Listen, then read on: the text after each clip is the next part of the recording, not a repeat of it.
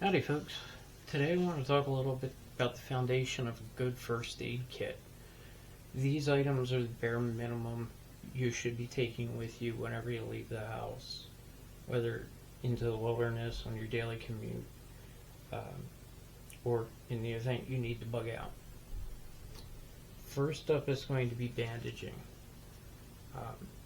Having a good variety and a good quantity and knowing how to use those different varieties is essential.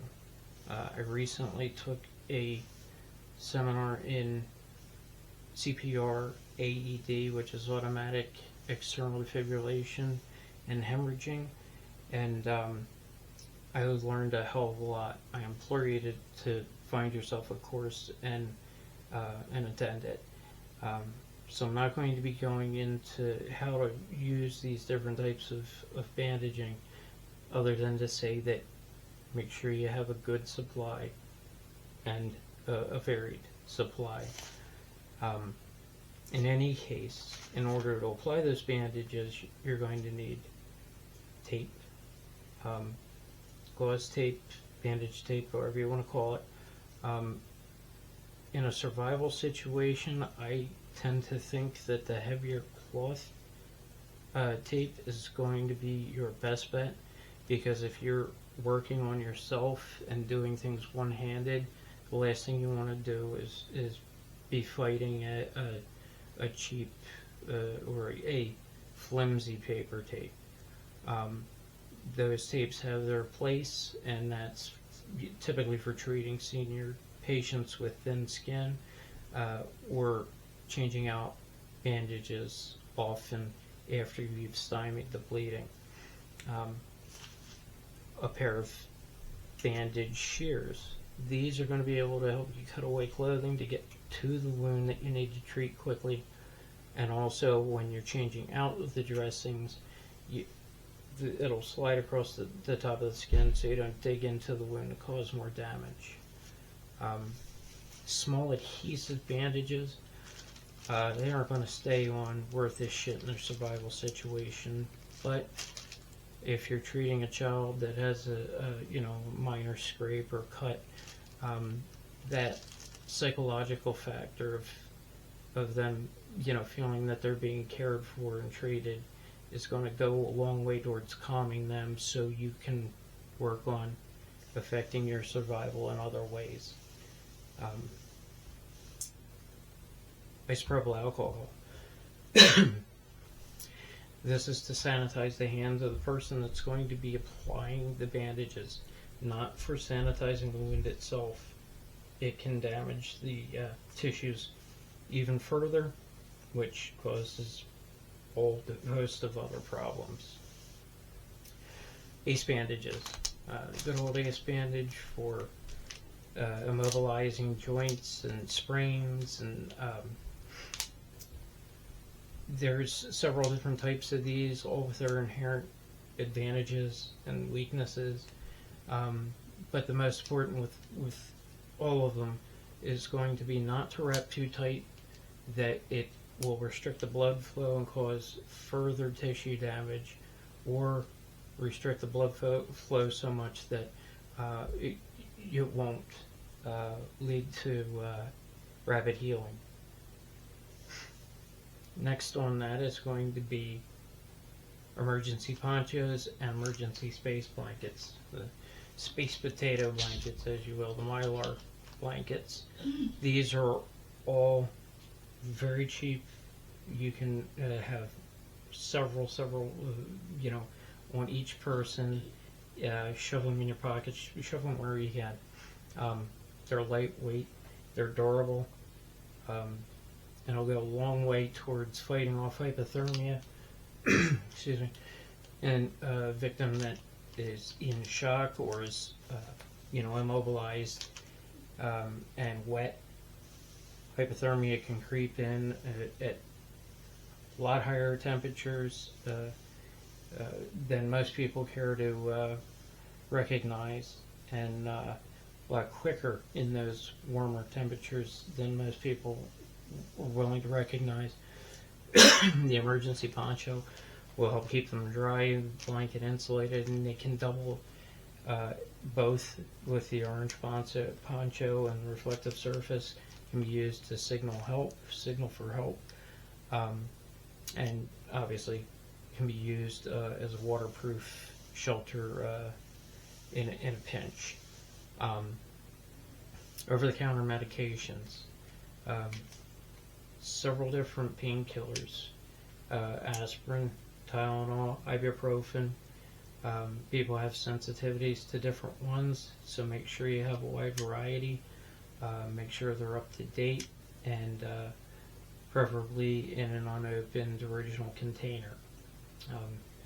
Diphenhydramine or Benadryl for allergic reactions, loperamide or Imodium for stomach upsets that could lead to rapid dehydration. Candies for treating hypoglycemia, or if you just need a quick sugar boost to get you on your feet, to get you to a place where you can, a place of greater safety, or where you can affect your survival a lot better. Also in the over-the-counter medications, if you have prescription medications, take a week's worth with you in every one of your kits. You can talk to your doctor. Most of them will give you a supply if you let them know that this is what you're doing, and prescriptions for any loved ones that you may be assuming care of. Again, the candy for hypoglycemia, or if you just need a sugar rush to get on your feet. Chemical light sticks. There may be instances where you can't use, an LED flashlight or a cell phone, or just the ambient light, and the chemical light sticks will go a long way towards making sure you don't have to treat somebody in the dark. They can also be used for signaling, left pointing in a direction or a way that you continued on, so rescuers may know to follow. Salves. I had a recent condition where I needed all three classes of topical salves in prescription strength to get rid of it. So I have a topical steroid, topical hydrocortisone, and a topical antibiotic. You can get most all of these over-the-counter strengths, I think, maybe aside from the steroid. I'd have to check on that. But at any rate, have all the major ones that you can gather in your pack, every single one of your packs. And then finally, Narcan.